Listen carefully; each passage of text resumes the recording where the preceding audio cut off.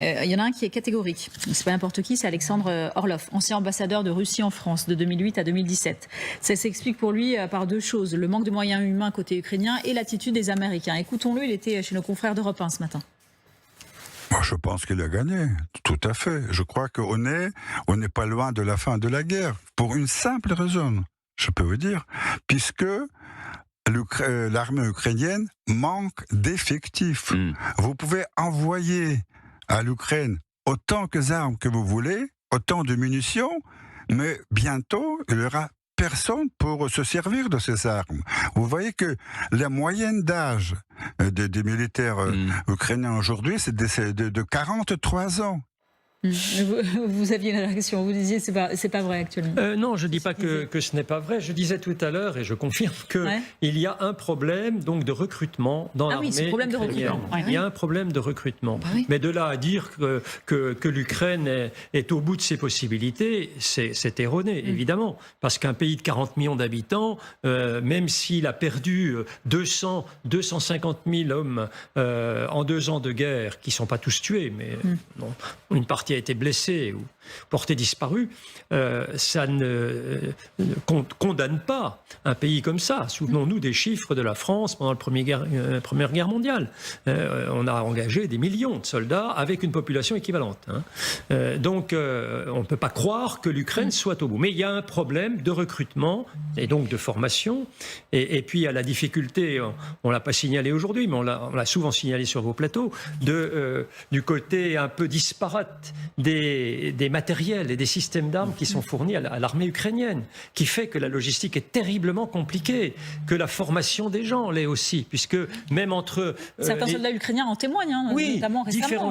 Différents types de chars Léopard, il y a des nuances, il y a des choses... Donc, vous ne pouvez pas changer les personnels comme ça facilement. Mais donc, tout ça est compliqué. Et puis, la logistique de soutien l'est aussi. Les pièces de rechange, tout ça. Mais c'est très compliqué pour les Ukrainiens.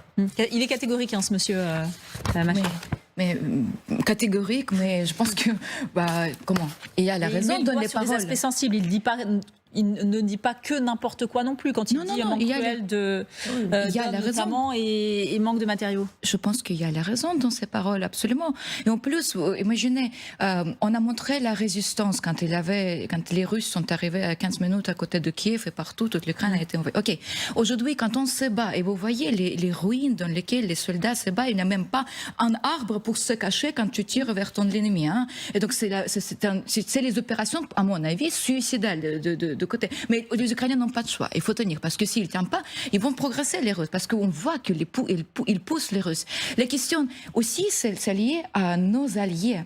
À mon avis, et c'est pas seulement mon avis, quand je parlais avec un des personnages de mon film, Nevers, qui est à côté de Bakhmout depuis 2014, il m'a dit il faut que nos alliés disent quelle est la stratégie pour nous. Il faut qu'ils décident entre eux. Et quand on voit qu'il y a un désordre, par exemple, même aux États-Unis, pour nous fournir ça ou ça ou ça, comment, déjà avoir un courage d'aller à la ligne de front, premièrement, et deuxième fois, avec quoi tu vas te battre? Et aller juste, j'ai parlé avec un monsieur, il m'a dit, je me traîne chaque samedi pour savoir comment tirer, je sais comment avoir même les trucs stratégiques, il paye pour cela, il est à Kiev. Et il m'a dit, la seule chose que parce qu'il y a une acceptation qu'il sera mobilisé. Et il dit, la seule chose que j'ai peur, de ne pas mourir premier jour, d'être inutile. De ne pas savoir me défendre. Non. Pour qu'on m'envoie, un commandant va lui envoyer dans un assaut qui sera une opération suicidale, par exemple, et il va mourir premier jour. Il dit, parce que moi, je connais déjà un peu de stratégie, j'aimerais bien au moins être utile. C'est ça de quoi, par exemple, je parlais à la Commission. Mais il y a acceptation de beaucoup d'hommes en Ukraine, jeunes, il a 30 ans, qui dit, ça y est, la prochaine fois, c'est à moi le tour. Mais il n'est quand même pas normal, excusez-moi, que la moyenne d'âge des combattants soit de 43 ans. Là, il y a un problème. 40. Il devrait y avoir plus de jeunes. Je ne pas de 34, non, il est mon âge. Oui, d'accord. Oui, mais la moyenne d'âge, vous savez, la moyenne d'âge, c'était dans The Times, qui disait c'est 43 ans. Et pourquoi on ne certains disaient que ça pouvait aller, certains commandants nous disaient que ça pouvait aller même jusqu'à 54 ans dans certains endroits. Et pourquoi on ne forme pas les jeunes? Pourquoi il n'y a pas sur place en Ukraine des gens qui, un an et demi, pourquoi on n'a pas organisé les trucs pour qu'on apprenne les donne de la formation magnifique militaire européenne.